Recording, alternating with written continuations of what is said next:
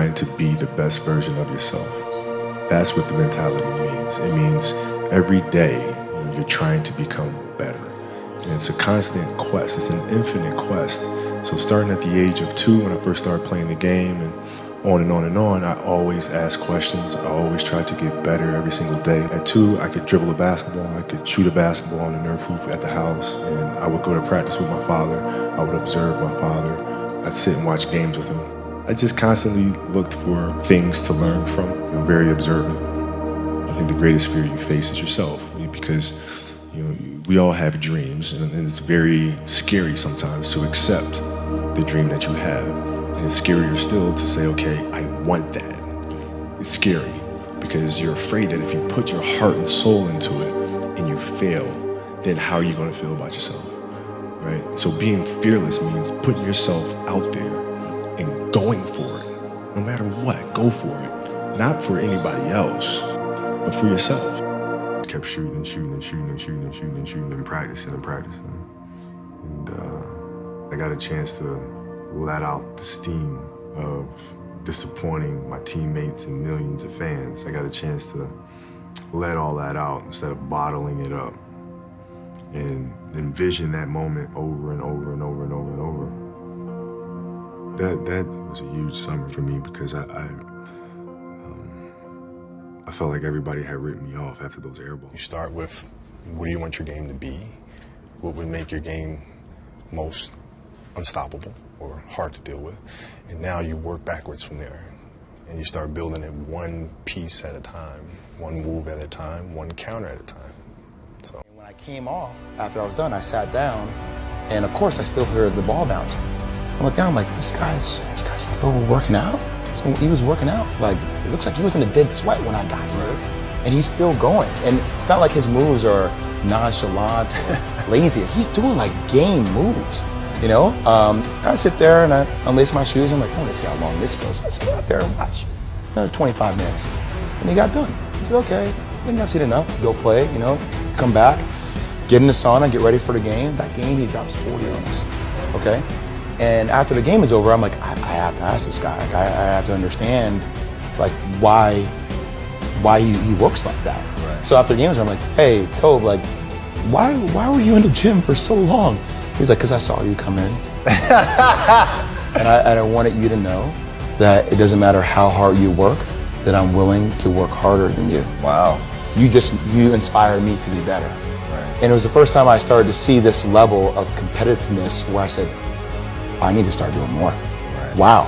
But you never get better if you're not willing to put in the time. And basketball is very similar to the game of life. There's going to be ups and downs. It's not always going to be easy. There are going to be challenges. There's still going to be curveballs thrown at me. But if you put in the work and you constantly put in the work, that's the only way you're going to grow. What your strengths and weaknesses are. How do you approach the game? Are you silly about it? Are you goofy about it? Are you good at it just because you're bigger and stronger than everybody else? Right? Or is there actually thought and skill that you put into it? Right? And when I'd play to my weaknesses. Because when you're playing summer basketball, there's so many games. So there's not a lot of skill work being done. So when are you going to get better? Right? When you're playing in competition situations, you're only playing to your strengths. Why? Because you want to win. Right? So what I would do, I was work on the things during those games that I was weak at. Left hand, post game, pull up jump shot. Right? So I have a strategy. And so then fast forward to when I'm 17 and my game is completely well-rounded, and that player at 13 that I saw at 13 is still doing the same shit at 17. I ran to my garage and I grabbed this deck of cards and I flipped a 7 and I started doing 7 push-ups. I flipped a 6, I did 6. I flipped a 9, I did 9. I flipped a 2, I did 2. I flipped another 9, I did 9. Until I got all the way through the deck. Jack, Queen, King worked 10. Aces, 25s, and Jokers, 50. Until I got sick and tired of what pain felt like in my gut. It didn't even matter to me no more, because I started shuffling them all over again, and that's when I started doing my sit-ups. Because I wanted to make sure sports wasn't the reason why I started training. It was to make sure man never put his hands on my mom. Right, shoulders facing this way, and without moving your feet, still throw back to a crossing route and hit him on 3rd and 4.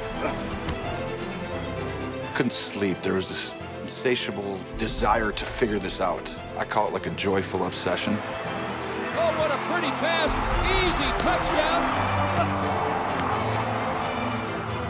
Something that you really love, you know, but it's like you're obsessed with figuring it out.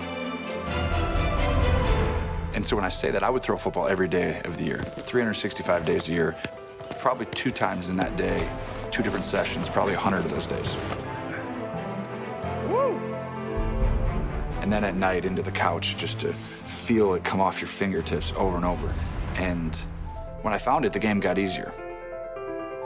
Visualize things. I'd imagine playing for the Lakers, and I'd imagine what the uniforms look like. I'd imagine where we'd be playing, and the smell of the arena and all sorts of stuff. And I would see myself, getting hot. So you just keep dreaming and dreaming and dreaming, and before I go to sleep, I'm like at 120 points, And so when you grow up, downloading that into your brain over and over and over, and then, that summer, I made 1,000 shots a day. 1,000. And they weren't just shots, it were shots that you saw in that game. There were specific shots. I mean, it was coming out of the corner, going to the pinch post, footwork in the post, coming off the screen. It was very specific. So when you download that into your system and you go out in court and you're just executing things that you've done thousands of times before, and you have that dream, then that becomes possible. On the practice range at home, Tiger doesn't seem all that different from any other avid golfer. Okay. Apart from the swing. An early morning start. A bucket of balls to hit. Total concentration. Constant analysis. In simple terms, he's just a pro who wants his game to get better. Every day. Here's an example. The day after Tiger won the 2000 PGA Championship, he was right here on the range, practicing. There's always someone out there who was better than me growing up. Whether it was a kid in Southern California when I was competing in junior golf, then I went into national junior golf, there's always someone better than me. In amateur golf, there's always someone better than me. Now you get into professional golf. When I first started, there's always people better than me. And even now, to this day, there are people who are better than me in different facets of the game. And I watch and I analyze and I'll try and learn to try and make my game even better. So I'm always trying to get a little bit better. And I guess you're greedy in a sense. I believe he will be the youngest heavyweight champion of all time. And if he remains dedicated, interested, and without any distractions, I believe that eventually he will go down in history as the greatest heavyweight champion we've ever had. In order for a guy to be the best, he's got to be the best. By that, he's got to fight the best. And after you beat the best, you got to become creative and start doing things that nobody else has done before, and do them in such a way that very few people can duplicate. See? And when they do that, then you know you've got a fighter that's going down in history.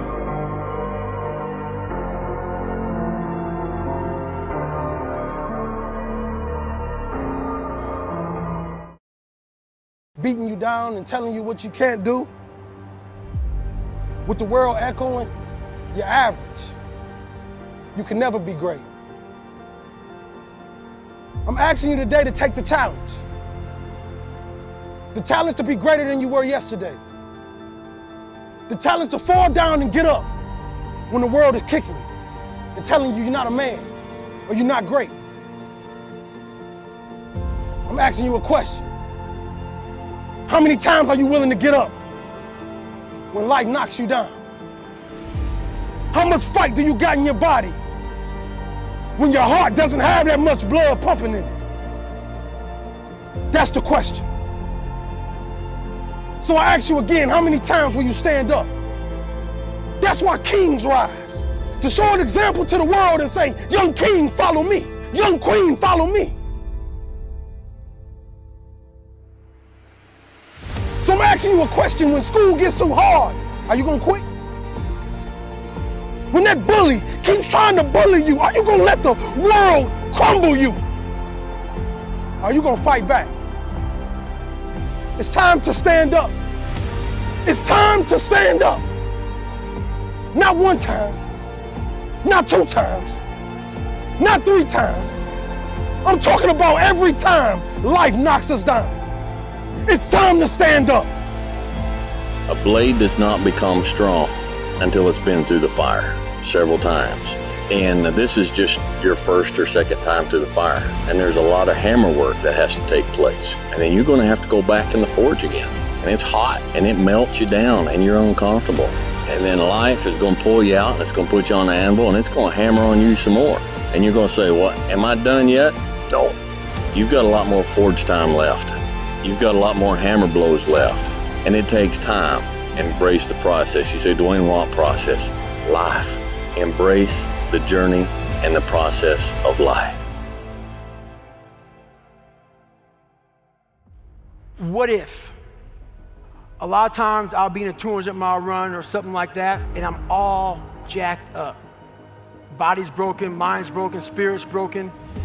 I start to say, what if I can pull this off? It's the what if I can pull off a fucking miracle. What if I can become someone that no one thinks I can be? I had my greatest ideas in my darkest nights. I had my greatest ideas when I went through the most pain that I've ever gone through. My greatest moments didn't come from my greatest moments. My greatest moments came from my greatest defeats, because it was during my defeat that I had to find a way to get back up. So listen to me very closely. I love the sun, but things don't grow because of the sun. You have to have some rain. And you've got to stop looking at rain in your life as something bad. There's something you have to push against or you don't develop it. How do you build a muscle? You don't build muscle because you were born with it. We're all born with muscle. But if it's developed, you trained it. And that means you had to find something that you valued more than your pain. You had to get beyond your pain, or you had to use your pain and say, I'm going to use it to become more. My daddy changed my perspective by asking a question: do you believe you're an NBA player? And I said, yes. And my daddy picked me up one more time. I was 6'5", 215 pounds. I could bench press 300 pounds, but my daddy picked his baby boy up one more time, and he changed my perspective. And he said, son, if you believe you're an NBA player, go for it. Whatever you believe about yourself, go for it. Go for your dreams. Don't live life with regrets. Go for your dreams. Do not live life with regrets. You don't belong at the bottom, and it's time for you to get your butt from down there. It's time for you to stop being comfortable at the bottom. Get your butt up and get to where you're supposed to be. Get where you belong. Do what you're supposed to do. Live like you're supposed to live.